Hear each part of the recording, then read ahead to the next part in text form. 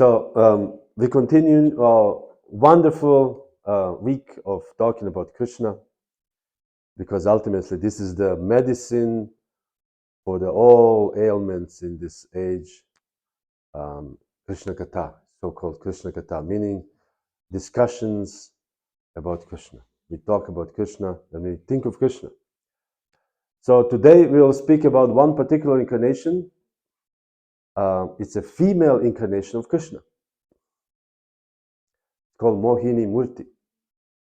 We have many incarnations of male, Ramachandra, Krishna himself, different kinds of Brigupati, Parashuram. We have incarnations of half man, half lion, Nrsimhadev. We have an animal incarnation, Varahadev. We'll speak about Varahadev tonight. And also we have some, fish incarnation, Matsya Avatar, tortoise, Schildkröte incarnation. And also in the 11th canto of Srimad Bhagavatam, it is described the swan incarnation. I know we're not supposed to have a favorite incarnations, but my favorite incarnation is the swan incarnation. Undoubtedly, he's a very, tough, tough guy, you can say. And it's very philosophical. This incarnation is very, very philosophical. Swan. And so today we'll speak about the Mohini Murti incarnation of Krishna as a woman. And because it is said when Mohini Murti was so beautiful, because Krishna is the most beautiful person.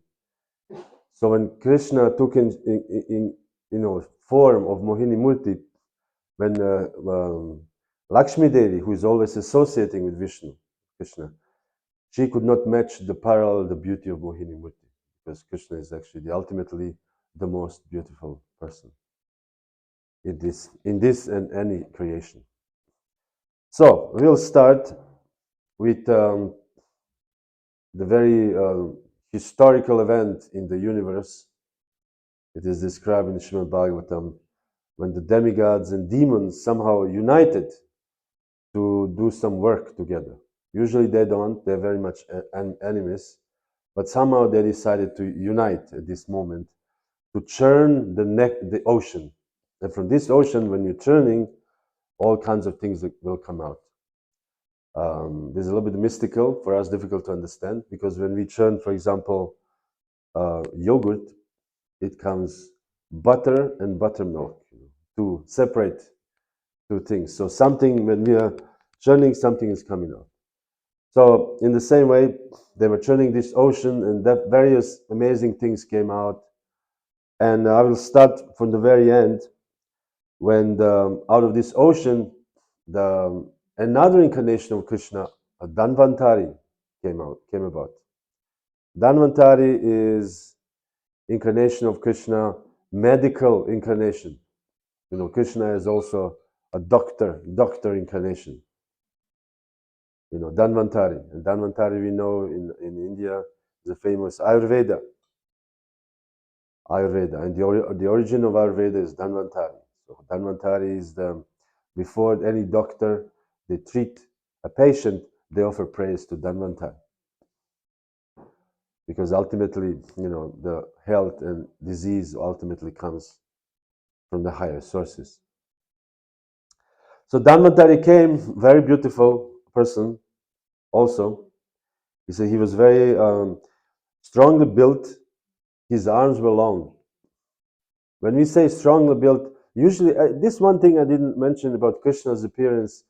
Krishna, although he's very proportionate, very beautifully and strongly built, Krishna is not muscular, like we have nowadays concept. If you have muscles, then you are beautiful somehow or other, especially in America. If you have a big muscles, then people say, wow, he's very, very beautiful man. But Krishna is, the best is we could see these old pictures. Krishna is well built and, kind of strong, but still his limbs are very soft, it is said. His limbs are very soft. It's not like Krishna has biceps here. So Dhanvantari came like this. He was very strong and stout. He said his neck which marked with 3 lines, three reka kanta. We will speak maybe on Monday on this topic. Baby Krishna, he has 3 lines here because his neck was very fat. So he's 3 lines, You know how babies have, fat necks. So Dhanvantari, he had his eyes were like a reddish and his complexion was blackish. He was very young and he was garlanded with flowers. So this is some special personalities. They get born with all these things. Karna, for example, a great warrior, is not even incarnation of Krishna. A great warrior was born with all shields and armors and everything. Imagine your son, he gets born with this and you wonder, how is this possible? So he was born with all these shields and weapons and everything. So Dhanvantari came with a beautiful garland of flowers and his entire body was fully decorated with various ornaments. So Dhanvantari also decorated. Interestingly enough, that Krishna and flowers are very intimately connected. Krishna and plants are very intimately connected. Meaning that Krishna and nature are very intimately connected. Because it is said that Krishna does not accept food unless there's a tulsi manjari on it, tulsi leaves on it. So therefore we have a Tulsi Devi, we worship in the morning, we sing to the Tulsi Devi, we pray to the plant. If someone will look from the outside, they say, these people are praying to the plant. Very strange, praying to the plant. But actually this plant is not an ordinary plant, there's a whole history behind it. But Krishna is very much intimately connected to Tulsi Devi. So much so that there's even a festival we celebrate, marriage of Shalagram and Tulsi. Krishna and Tulsi is even getting married. I saw one video in South India, they make the whole procession from one village comes, there the village of Tulsi Devi, the other village is the village of Shalagram, they meet, and they made whole arrangements, like discussing the marriage, the parents, and the whole thing. This is actually going on every year. There's huge festivals, festival, marriage of Tulsi and Shalagram. So, and Krishna is very much connected to the flowers, to the forest. First of all, Krishna himself is connected to the forest because Krishna wanders in the forest of Vrindavan, in the forest groves of Vrindavan Dham. Bihari. Bihari means he's wandering around. So this is the Krishna's, our God is wandering in the forest, aimlessly, you can say. So this is a very nice environment when you read one Krishna book, how the different trees, different creepers, and the gopis were searching for Krishna. It is described in the 10th canto.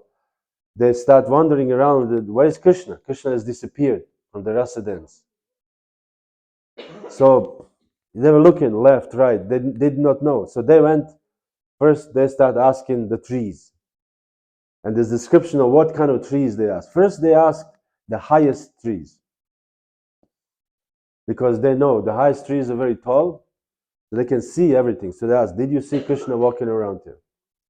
So the trees that gave no answer. So then they asked little lower trees, did you see Krishna by any chance? No. They asked, no answer. They asked like this in gradation. At the end they asked bushes, did you maybe see Krishna? Maybe you, maybe because he was wandering around. So there's all kinds of, again, connection with Krishna and the nature. And particularly Krishna in any form, whether Vishnu form or Krishna or Ram, they always have one thing in common. They all wear garlands. Garland is a very important item in devotional service. So, because Krishna has this made of, his garland is made of forest flowers. Because we know in Vrindavan, the trees have flowers also. The tree full of flowers. We can see even now in Vrindavan, there are trees which grow flowers. And many devotees who do their puja in the morning, they go with the basket. If you go to these Vaishnava communities, You know, Radha Kund, for example, we were last Kartik, and these Vaishnavas, they come in the basket and fill up the flowers to pick for their puja. So garlands.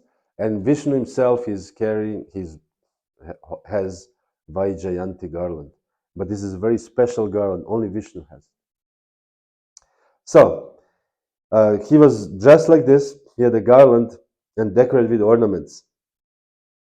He was dressed in what kind of garment usually Krishna wears? Yellow, golden. This is the classic fashion of Krishna. This is another thing. We like to make this, fashion 2024. It's different than 2023 because these colors are, this is outmodish, as they say in German. It's all old. Who wears these colors anymore?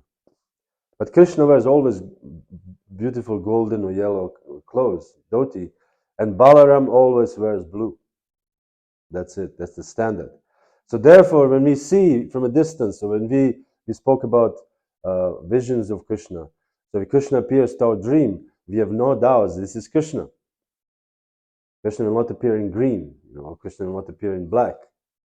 Krishna will appear in golden, and we'll know, oh, this is Krishna. He carries a flute, he has a garland around his neck, It is said that Krishna's garland is so fragrant. Since we are talking about garland, Krishna's garland is so fragrant, it's always surrounded by drones, these fat bees. Drohnen, wie sagt man auf Deutsch? Hummel. These fat bees. Hummel. Bumblebees, yeah, this color here. Yeah. Anyways, they're very fat, and they like to eat a lot. And you see them sometimes they go whole inside in the flower and just stay there for some time. So they are surrounding Krishna's garland. And he says sometimes when you see Krishna from this is described, when you see Krishna from a distance, you see some black things around him. You wonder what's going on. But there's all these bumblebees surrounding Krishna's garland. And Krishna is wandering to the forest with his garland, with these bees, like an intoxicated person. This is a very nice picture. So anyways, to go back to Dhanvantari, he was dressed like this in a golden garment and very brightly polished earrings. This is the message for the pujaris. The earrings has to always be brightly polished. He got it. Okay. It's a Shastra speaking.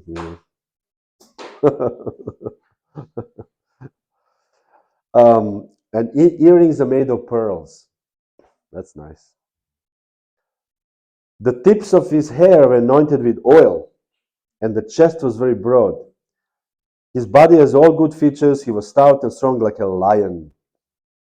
And his hand with many bangles. And in his hand he carried a jug filled with nectar.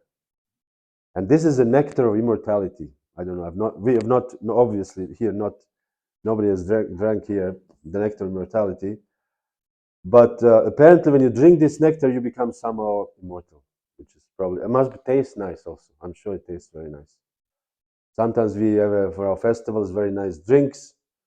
And, one of my favorite, or the favorite is the Balaram drink, called Varuni.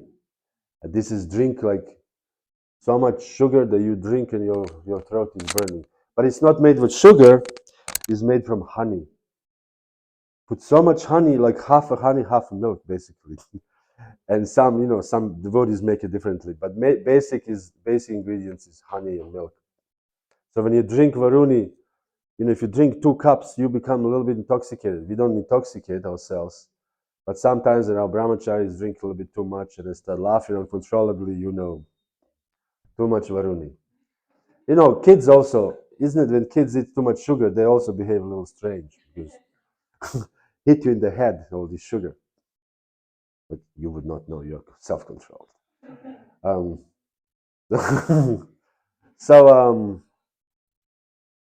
So this is what's going on here. The nectar, he was holding this nectar.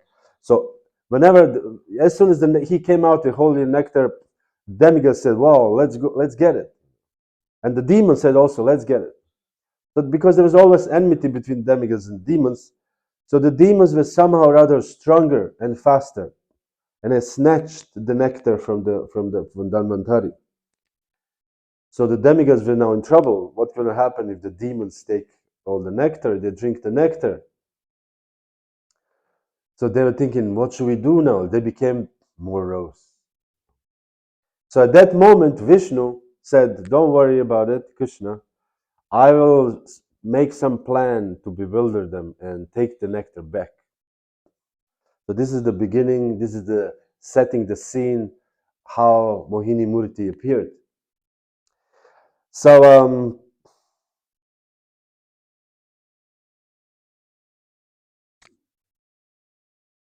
so this is how it is.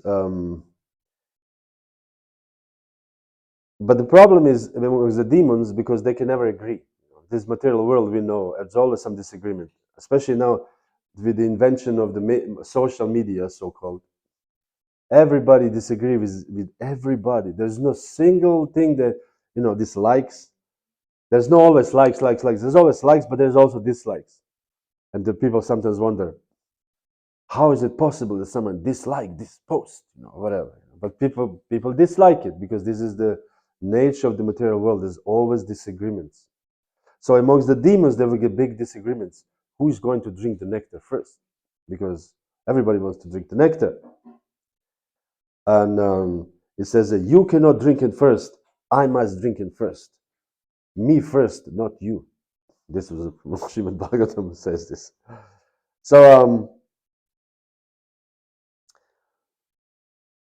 So interestingly enough, that weaker demons, there are different kinds of demons, stronger demons, as we see in the material world, the weaker demons and the stronger demons. So the weaker demons, they thought, hey, hold on a minute.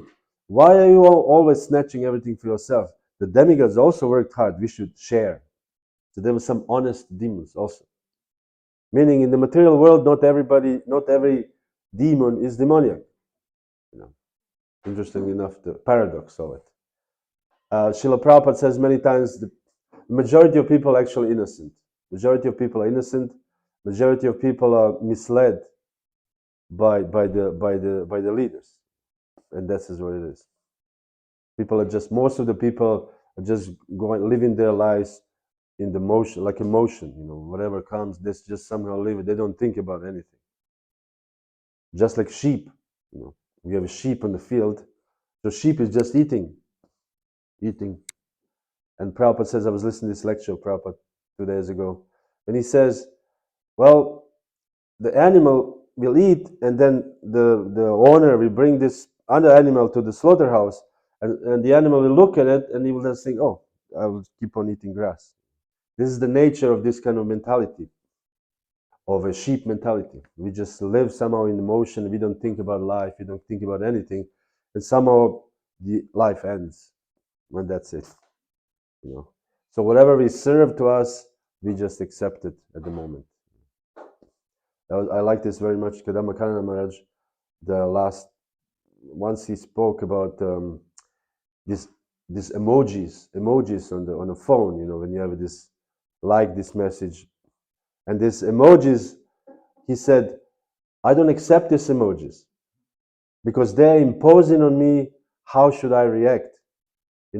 Laughing with these 2 tears coming out or whatever, or just angry red face. And he said, perhaps my emotions could be a little bit different, something between. But I'm forced to express emotion in this way. And I remember I heard this from him, and I said, I'm not going to use these emojis. And I didn't use it for a long time. But then I'm also a sheep, so I also accept, okay, I like it with 2 tears or this half, how you call this? Rolling tears. You put 3, 1, 2, 3, and that means very, very funny. But I will perhaps express it differently, but I'm forced to. Anyway, so these good demons said to the bad demons, maybe we should share. The bad demons said, no, we should not share. So there was a big quarrel among them. So at that moment, the Supreme Personality of Godhead, Vishnu, assumed the form of extremely beautiful woman. So she was walking on the assembly. And what happened if an extremely beautiful woman comes? Everybody stops, The air stops, The music, everybody stops. Wow, amazingly beautiful woman. So this is exactly what happened. Except, and also Bhagavatam says that she was very pleasing to the mind, not just beautiful, but very pleasing. So when somebody sees a very beautiful woman, they think like it's very pleasing to the mind.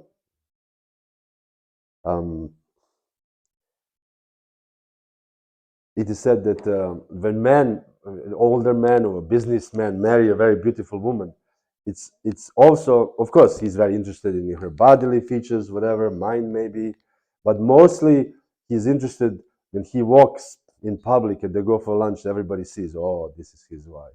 And he feels like, yes, I am the owner or whatever he thinks. So it's very pleasing to the mind to have a very, very beautiful woman. So the complexion of this is now we are speaking about meditation of Mohini Murti was the color of a newly grown blackish lotus. I've seen this flower, black lotus. It looks very nice. It's like black, but not really like dark black, like a light black lotus. And every part of her body was beautifully situated. Her ears were decorated with earrings. This is interesting. Krishna never walks without earrings, whether male or female. Earrings always there.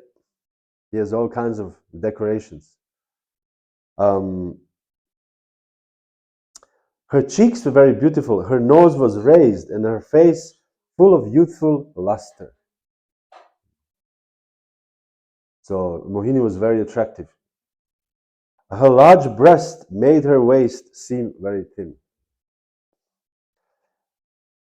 And again, bumblebees are, although attracted by the aroma of her face and body, bumblebees hummed around her, and thus her eyes were restless.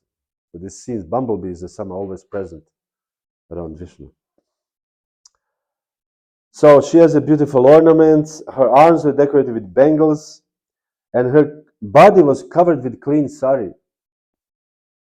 Krishna asked, this is a message for you. Her body was covered with a clean sari. So meaning, many times it is described that Krishna is dressed in the clothes resembling dhoti, what we call dhoti, and women were dressed in saris. Her legs were decorated with ankle bells. Women wear ankle bells in traditional India, and this is an interesting point. Many times in one part of the Srimad Bhagavatam, it is described how Yogi was meditating, and they hear this soft tingling of the ankle bells, clink, clink, clink, clink, and his meditations broke, and he saw this beautiful woman was accidentally, of course, she was sent to actually break his meditation, and he became very interested. But ankle bells also serve as a here I am, and the Mohini Murti was wearing this. Because of the movements of her eyebrows, she smiled with shyness and glanced over the demons, and all the demons were saturated with lusty desires. Suddenly, when they saw her, immediately lust overwhelmed them. And everyone desired to possess her, all of them simultaneously. So it must be very difficult for a person. You walk on the street and all men are staring. I mean, I don't know. I've not been a beautiful woman in this life, but I'm sure it's not easy when you walk on the street and everybody's staring at you. All the men, lusty men, and everybody comes and talks to you. I had a once. I mean, he was my god brother. He's a black person. He's still alive. He was very young, and he was a model, very, very, beautiful for, you can say in the material sense. So, he joined us. He joined our ashram. He was a brahmachari. So once we were walking on the street, something we had to go somewhere, and women come on. They said, "Excuse me, sir," to him, "Can I make photo with you?" And we walked like 500 meters, and he was stopped like 5 times. I said, man, I'm walking these streets like for years. Nobody cares to make photo with me. Nobody, you know. And even now I'm walking with him. And I said, excuse me, sir, they want to make photo with him. And I'm standing there. All right, you know. And he's smiling. He's a model. He knows how to smile, you know. He's very good. He's like, and they're all like, oh, they're melting, you know, doing this. Amazing. It's amazing, you know. And he told me, because he said he was so fried with this fashion industry, because you know it's a ruthless industry actually. Although it looks everything beautiful, he says it's a ruthless industry. So much so that he joined the Hare Krishna movement. I don't know why, but somehow he did. And he said, because he was from Minneapolis, you know, it's a relatively big city, and he was there. The I don't want to say the biggest star, but you know, the most whatever. And then when he went to Los Angeles, he said, I realized there are at least 20 guys who are much, much higher than me for beauty or whatever. He said, then he realized in the material world, there's always somebody better than you. There's always somebody better than you. You may think in your own village you are the king, whatever. Just go to a big city, there are 50 people better than you. And ultimately, uh, Hiranyakashipu is the best of all humans. I once gave a lecture on Hiranyakashipu alone. Because Hiranyakashipu is the personification of the competition in this material world. We all compete to be the most beautiful, the most intelligent, the best, but Hiranyakashipu achieved all of this. There was no higher than this. So meaning there's always somebody better than you. Will be always somebody better than you, always somebody higher than you. And ultimately, even in Hiranyakashipu, there was somebody higher than him, and that was Krishna. So we should always think this way. I maybe never be the best in the world, but I can try my best. Anyways, so come back to Mohini Murti. So demons are very attracted to Mohini Murti for, as we spoke yesterday about Kamsa, for selfish reasons. And these selfish reasons is a sense gratification. And sense gratification means you want to establish your supremacy over the supremacy of Krishna. Because Krishna is a supreme enjoyer, but we somehow want to, as the Bhagavad Gita verse, Ahankaram balam darpam, kamam krodam chasam shritaha, mamatma paradeheshu, pradvishanto vyasuyakaha. A demoniac person, being always against God's supremacy, does not like to believe in the scriptures, first of all. He is envious of both the scriptures and the existence of the Supreme Personality of Godhead. This is caused by his so-called prestige and his accumulation of wealth and strength. So whenever somebody gets some position in the material world or gets some, you know, opulence, they immediately become puffed up somehow or other. This is how, you know, somehow you believe you're better than others because you possess some wealth or you have a better car. You know, something, especially, you know, in the Hare Krishna movement, we are not known as being, of course, not here, but in India now, becoming devotees a little more opulent. But in general, the people who are in the higher, they have a somehow high opinion about themselves, higher materially opulent. They have a somehow higher opinion about themselves. This is a somehow classic. You know, if somebody is very beautiful, they look it down on others who are not, or somebody who is very intelligent, they think, oh, these people are stupid. You know. So this is because of the envy of the existence of the Supreme Personality of Godhead. Because these people do not know that the present life is a preparation for the next life. So this is the reason why people are arrogant in this world. They don't understand that this is just a temporary situation here. I may have like 10 million, whatever, pairs of shoes. There was this, whatever, the wife of a Filipino president. I forgot his name, her name. Remember? Corazon Aquino, something like this. She had something like 4,000 pairs of shoes or 6,000, something like extraordinary number of shoes. You know, I mean, how do you wear 6,000 pair of shoes? When? But somehow we accumulate all this, not knowing. You may have 6,000 pairs of shoes by a karma, but still you should understand this life, although I have 6,000 pairs of shoes, this life is just a preparation for the next life. So therefore I should not be so arrogant. I should prepare myself what is going to happen in my next life.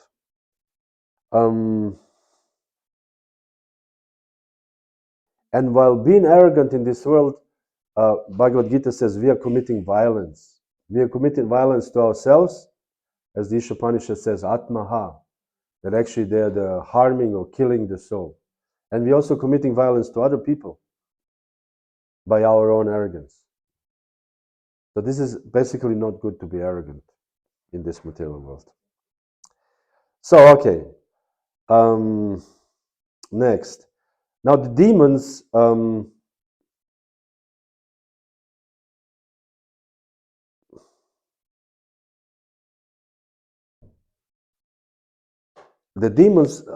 because of this nectar, they were not sure what to do with the nectar. Somebody wanted to take, somebody didn't want to take. And so they start fighting. And the nectar pot was, falling here, falling there. Not falling, but moving here, moving there. There was like a tag of war. Who is going to take the nectar? They were snatching the container of nectar, and they gave up friendly relationship. This material world, if there's some situation that I can gain something myself, forget about friendship.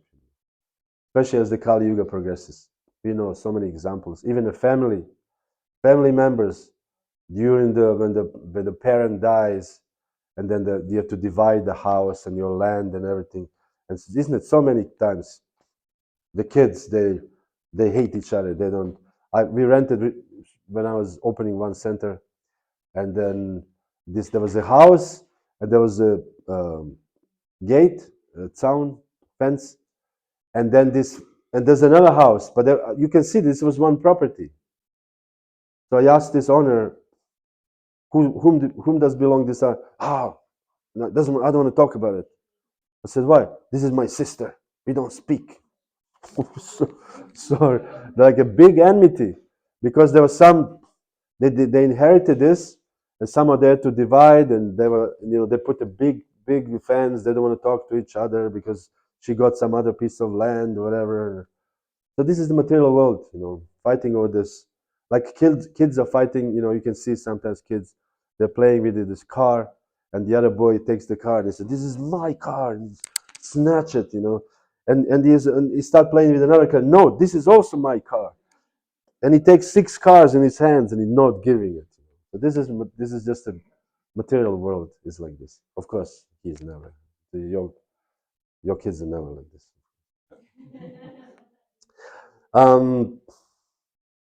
So this is what's going on now. So the beautiful woman is coming towards them, towards the demons. And then suddenly what happened, as I was mentioning earlier, when in the assembly of men, when the beautiful moon comes, they're all like, there's a jaw dropping. So the demon said, "Alas, how wonderful is her beauty." They're poetically expressing this. How wonderful is the luster of her body, and how wonderful is the beauty of her young age. They're very, very impressed. So as soon as they start speaking, they went to approach her. And and they immediately ask, "Where are you coming from? Who are your parents? Are you single?" This is like this man immediately aggressors.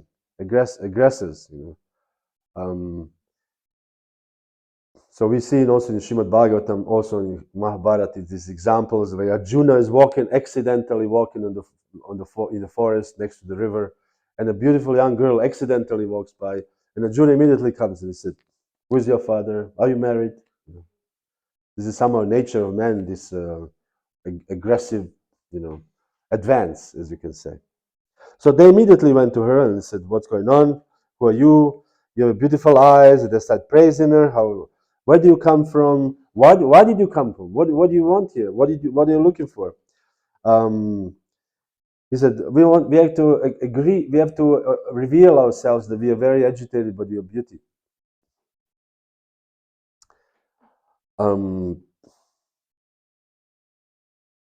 Then they said this is very humorous. "Oh, beautiful girl with beautiful eyebrows, certainly Providence, by his causeless mercy, has sent you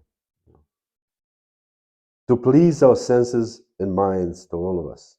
They were thanking Providence that the Providence brought them this beautiful, beautiful woman. Sometimes they call it, nowadays in the New Age jargon, is called, how do you say when you meet your partner, you think you know him for many, many years? Soulmate. Oh, I met a soulmate. You meet somebody first time and you say, I knew it immediately. There was this famous book by Bach, I forgot his name. Bach, there was a writer in the 80s and 90s, and he started the whole movement of soulmateism because he met his wife just accidentally somewhere in a party, and immediately they knew we are soulmates. We are related on a soul level. And he wrote a book about it, and he had a following. Millions of people follow this, and somehow or other. And then what happened? They divorced in the end. Unfortunately, material world. So this is what happened here. They saw it, and they said, "Okay, this is it. You're my soulmate." But the problem was that so many demons thought Mohini Murti is their soulmate. So how do you now? What to do now? So now they open their minds to Mohini. We know in the movies, or the spy movies, this Cleopatra, not Cleopatra, what is his name? Mata Hari. Mata Hari? Anybody old here? No, very young. Mata Hari was a famous spy, female spy. She was, I think, the Moroccan origin or something like this, and she was in France in 1930s during the First World War, Second World War. So she was very, very beautiful, and she was very, prominent in these high circles of society. So she would seduce men, and she would get all these secrets, political secrets. She would seduce all this big general, and she was very expert. And man somehow reveals everything to a beautiful woman. Yeah, I will tell you all the secret codes, everything, no problem. Why not? You're a beautiful woman. So this is what's going on here. The demon said, "You're a very beautiful woman, and we have this problem here. We are born in the same family, but we're becoming more and more inimical because we want to drink the nectar. So do you have any suggestion?" So I don't know, should I reveal this? But no, I shouldn't reveal it. Some things you reveal, some things you don't reveal. Anyway, so he said, "Please, you come and set our dispute, and you decide what should we do." Amazing how much faith they had in Mohini, although they saw her for the very first time. Amazing, huh? This is such influence. Actually, this is the influence of the Supreme Personality of Godhead, of course. But Supreme Personality of Godhead, Krishna, used this feminine beauty to the extreme to bewilder these demons. So Mohini said, "Of course, I can settle this for you very easily, no problem." So they said that then the demons sat there like school children waiting for Mohini to decide what should they do.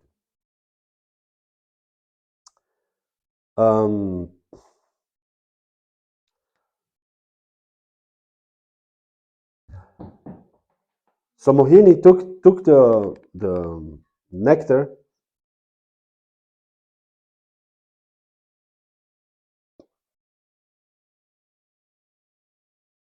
and then Mohini said, "Okay, you sit here on these benches, and I will distribute equally." Of course, this was a trick, a little bit, of Vishnu. So Mohini put first demigods to sit first in the second row, the demons. So she would distribute into the demigods, and she made sure the demigods drink it all. She wanted to actually demigods to drink it all. She bewildered all the demons. The demons were very much impressed with her. What interesting is that he said, "The chief of the demons were not very expert in deciding things. Upon hearing the sweet words of Mohini, they immediately said, 'Yes, we will accept whatever you said. Whatever you said is all right, Thus the demons agreed to accept her decision. So I was just thinking, why do demons, or why do people in the material world who don't accept Krishna, who don't accept God, why do we agree to certain things, although we know they're not good for us? So many people smoke, they get cancer, and they say, I cannot quit, or whatever. We have a zucht. Zucht is addictions. We have different addictions, and in smaller or lesser degree, and we cannot give it up. So why is it? I thought the answer is in Bhagavad Gita 2:3, called Hridaya Daurbalyam. Hridaya Daurbalyam means the weakness of the heart. We have this weakness of the heart.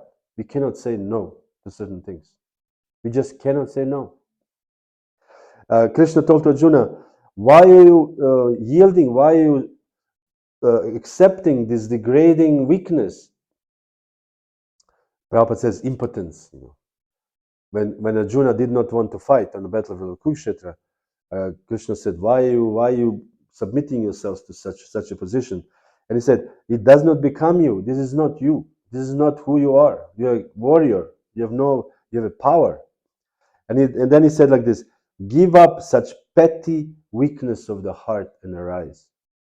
So petty weakness of the heart. For the followers of Vedas, for the followers of Brahminical culture, this weakness is actually petty. Because these weaknesses have nothing to do, first of all, with Dharma. The Dharmic person is led by the reason, by the duty, not by the heart. Actually, I did not study too much, but there was somebody wrote a book, The History of Love. He's a philosopher.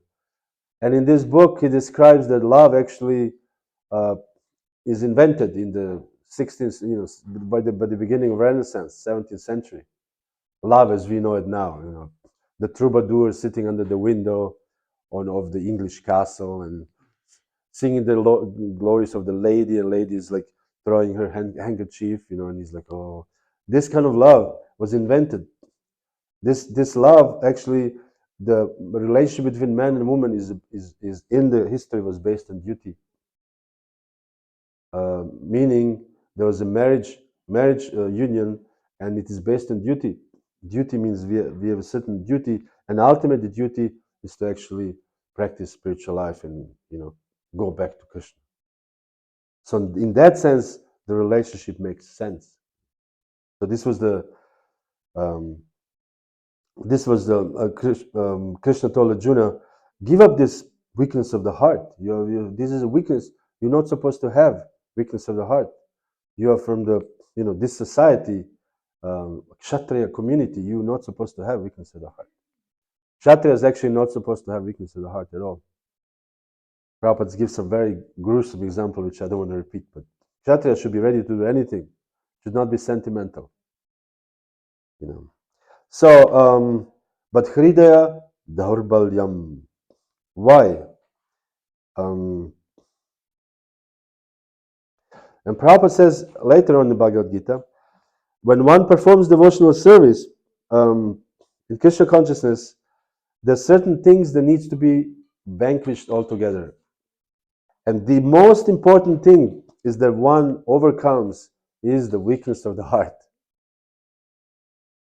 This is the most important thing, because the weaknesses of the heart keeps us down in this material world. So Prabhupada explained these two weaknesses of the heart. One is caused by the desire to enjoy, to lord over this material nature. We want to be the lords of material nature. Therefore, this weakness of the heart arises. The second one is the one increases, as one increases the propensity, he became attached to it. So it's attachment. So first of all is desire to enjoy, to overlord, and second one is the attachment to this material world. Well, this is what we do. So, sometimes we, again, the history, so many things, we can give so many examples that become attached. They cannot do anything about it. I'm attached, I cannot do anything about it. So it's basically weakness of the heart is the inability to say no. We cannot say no. I just cannot say no. I'm weak. I cannot say no. So this, in spiritual life, in Krishna consciousness, we have to somehow work on it to overcome these things. And we see sometimes devotees, they come, they practice Krishna consciousness for some time, and they leave. Why do they leave? Because of the weakness of the heart. It's all attachment. I had once one bhakta. This is a little bit humorous story, but American story. Um, he was our, he was doing well. And then I was traveling somewhere, and I came back on Monday, and I said, "Oh, I didn't see bhakta such and such. Where is he?" He said, "Oh, he was yesterday. He left yesterday." I said, "Really? How?" He said, "He was, the cabriolet car. How do you call this car with no roof? Beautiful red, expensive car parked in front of the temple with a beautiful blonde woman driving, and she just honked, toot, toot, toot, and he was already ready, and he just came out and sat in the car and drove off." Weakness of the heart. So we are in the process, devotees who are a little older, many years in the Krishna consciousness, we know we had many, as they call it, temptations. There's a painting by Salvador Dali. You know Salvador Dali, the painter? And there's a painting called Temptations of Saint Jerome. I'm not exactly somebody, one of the saints. And this saint stands like this, but he's looking a little bit, All these temptations, he was supposedly cover his eyes to don't see the temptations, but he opened a little bit so he can look through.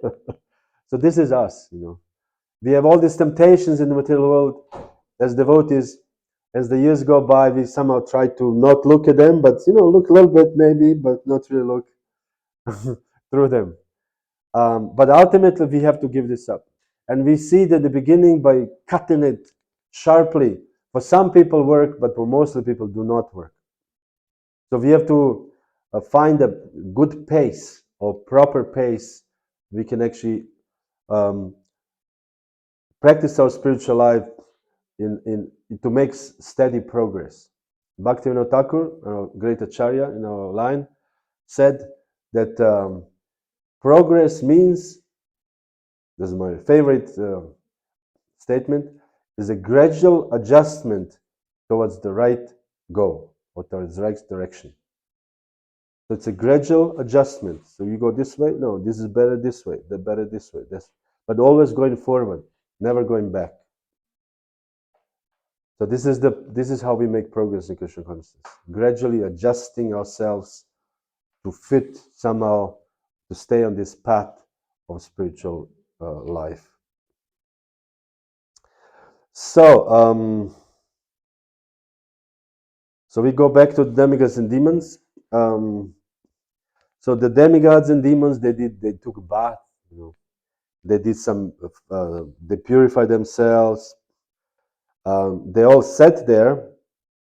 Therefore, demigods and demons perform ritualistic ceremonies under the directions of the Brahmanas. They dressed themselves with new garments. Everything was ready for the nectar. And they put ornaments, and they sat there on the kusha grass and waiting for Mohini Murti to come to bring the nectar.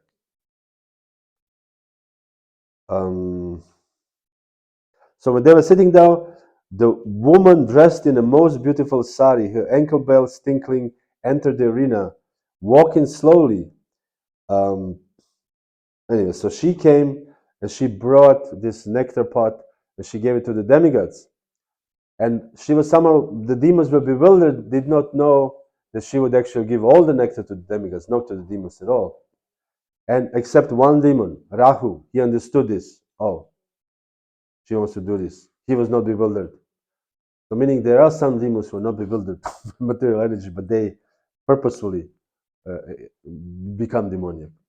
So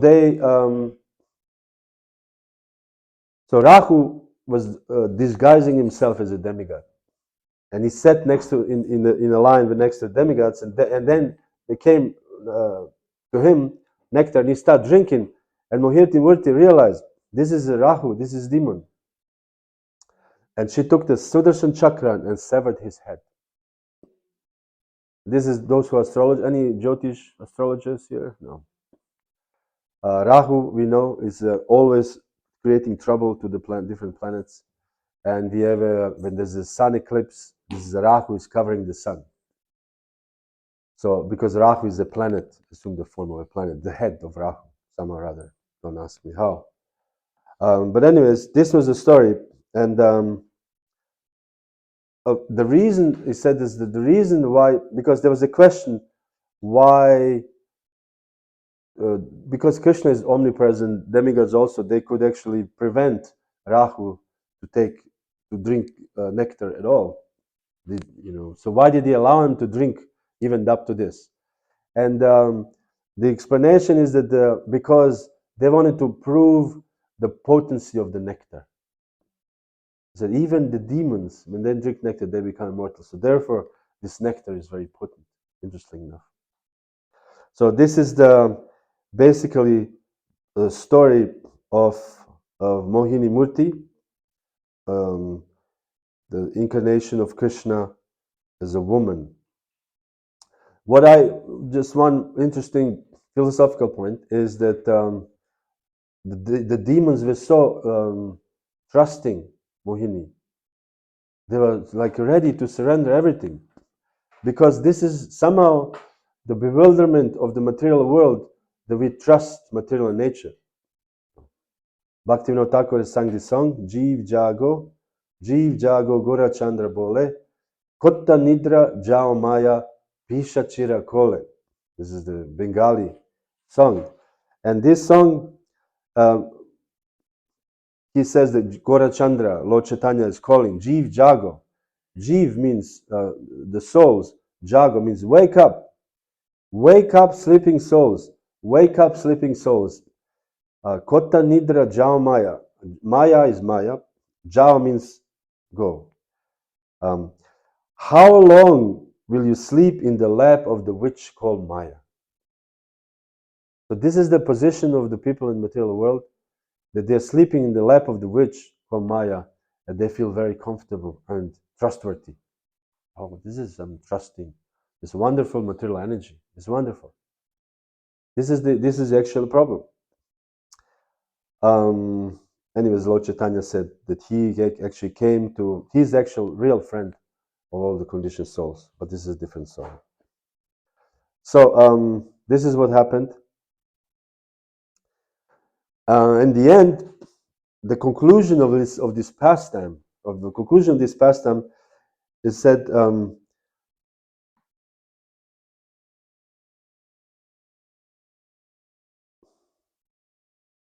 the Supreme Personality of God is the best friend and well-wisher of the three worlds. Thus, when the demigod finished the nectar in the presence of demons, he disclosed his original form. But the point here is that Prabhupada says here, the purport, the place, time, the cause, the purpose, and the ambition. So the place was the same for the demigods and the demons. The time was the same for the demigods and the demons. The purpose, the cause, the activity, they did together. So they're all the same for both the demigods and the demons, but the demigods achieved one result and the demons achieved another result. It's because the demigods always stay under the shelter of the lotus feet of Krishna, they could very easily drink the nectar and get results. And because the demons did the opposite, they did not achieve these same results. So Prabhupada says also, externally, the devotees in the material world, they may work or appear to be exactly the same as non-devotees, as we see from this pastime, but actually devotees are getting completely different results than the non-devotees. Because devotees ultimately, at the end of this life, they will go back to Godhead. And those who are not practicing spiritual life, not devotees, they will actually continue the existence in this material world. But this is a manifold meanings from this pastime. But for us, it was important to meditate on Mohini Murti, this beautiful form of a female incarnation, or you can say expansion of Krishna. Because incarnation, we use it in English. It's not really appropriate word, incarnation, because incarnation means accepting another flesh. like we do. We accept another flesh. So when we die, we accept another flesh. We have a brand new puppy or brand new bird, because this bird has accepted flesh from the previous life, accepted new flesh. Incarnation, carne in Latin means flesh. But Krishna does not incarnate in that sense. Krishna actually exists eternally, and this form just somehow appears to the people who could not see it until then. That's a little more complicated.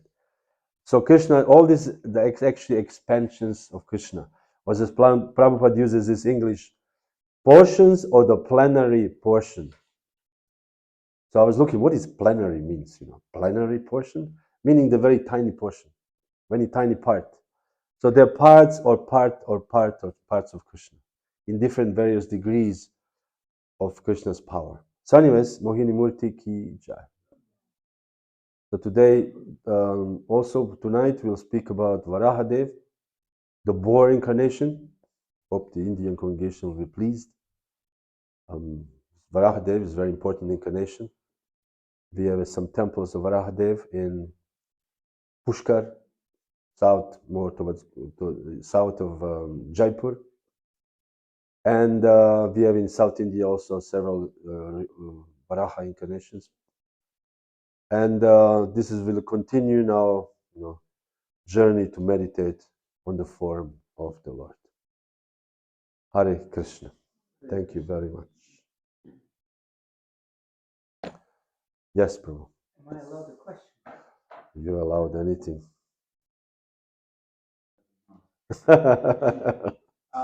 Yeah, I mean, thank you for this nice meditation. There was once a class of a very, how to say, famous guru in ISKCON, and gave class also about Mohini Murti, and then one disciple asked why we actually don't have temples where we worship Mohini Murti on the altar. He gave a very elaborate class about the bewildering aspect of Mohini Murti, and that it's actually not good for us. But the last point what you said, it's in this case is kind of clear. Or when Bhagavatam is always clear. Okay, here are the demons, here are the demigods, and there's a straight line across this family and that family. When you look at the personalities, it becomes already difficult because you have Prahlad on the side of the demons. Yes. You have Indra, on the side of the demigods, and he's always making trouble. So when we look then in a society of, even, we have karmis, we have devotees, but if you look into the devotees, then also sometimes there's disagreement, and both sides can be very strong about their opinion, like should we wear dhotis, yes or not. So, and both seem to back themselves up with, let's say, Prabhupada. Yes.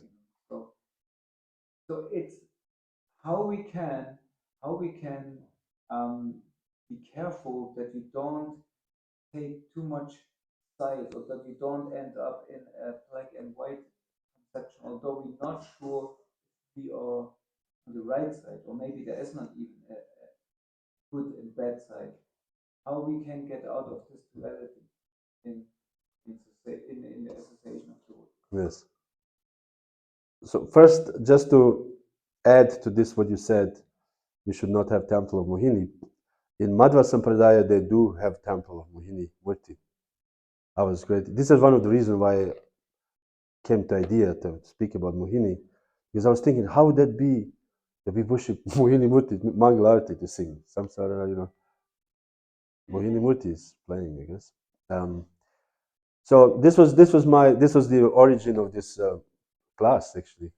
Idea that Mohini Murti, there's a temple of actual temple of Mohini Murti in Udupi, or somewhere in South India. I'm not sure. I think it's in Udupi.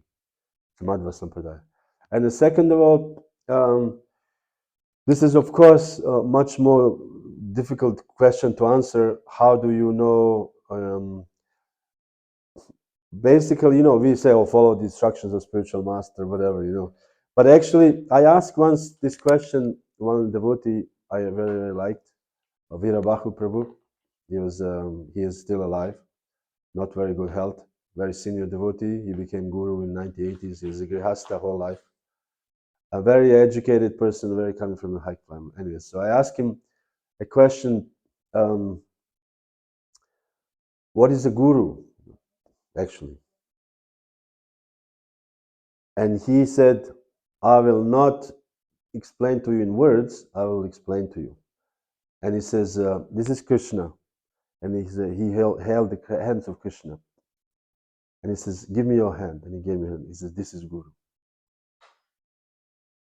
And I thought this was made very big impression on me. That the Guru is the person who actually connect a devotee to Krishna. So of course we have our own, sampradayas, various sampradayas, and various Ishta Devatas. But then I ask him further, how do we decide something like this in this highly pluralistic society? We have a highly pluralistic society, so many different opinions, although they all center around Prabhupada. And he said I hold it even today. He said, you should have one final opinion. So your guru is the one final opinion. So he said, maybe and also in the Nectar Devotion, the number one instruction of what devotional service is, out of 64 items, number one instruction is accept spiritual master. Follow his orders. Number two, follow the orders of spiritual master. And then Prabhupada says there in the purport, he said, the instruction is to follow the order of spiritual master. What kind of order one spiritual master does give, and another one, this is a detail. But from our point of view, we have to follow the instruction of the spiritual master. So in that sense, it's fairly, you can say, easy. We just have to accept what is my final opinion. Is my guru final opinion? And then it's fairly easy. This is one thing. Another thing, how do we know that we are not, going on the other side or going over the line or offending even, is that we should behave like a Vaishnava ourselves. We should try to behave and act like a Vaishnava. Although this other side may not act like a Vaishnava, we have to act like a Vaishnava. Titikshava karunika, suhrida sarva dehinam, ajata shatrava shantu, sadava sadhu bhushanam. So we have to be titikshava, tolerant, karunika, merciful, titikshava karunika, suhrida sarva dehinam. You have to be friends of all living entities, or even to those who we disagree with. Ajata means the person whose enemy is never born, meaning that we should not feel that this is my enemy, philosophically, whatever. Ajata Shatra Shantu. Shanta means one should be very peaceful, meaning one should be Krishna conscious. And if you develop these qualities, then you will not make much mistakes. Even if you disagree with the person philosophically, you will not offend. You will understand. You will try to understand this person because you are very friendly, and you don't consider this person an enemy. And in that sense, at least it's a less chance to make mistakes. This material world, we always make mistakes, but at least less chance. Otherwise, if you just say black and white, dhotis is Maya, dhotis is, I'm laughing at people who wear dhoti, or you say, oh, these people are not wearing pants, But, if you have a standard of the temple, the people who you cannot give a class if you don't wear dhoti. This is the final opinion, and this opinion has to be accepted. Even if you don't like it, even if you do think one can wear pants and sit on Yasasan, because this person is an authority of this temple, in this moment he is the final opinion, and he says no pants on Yasasan. So you should actually, with folded hands, accept it, not be angry or offend because you think you are right.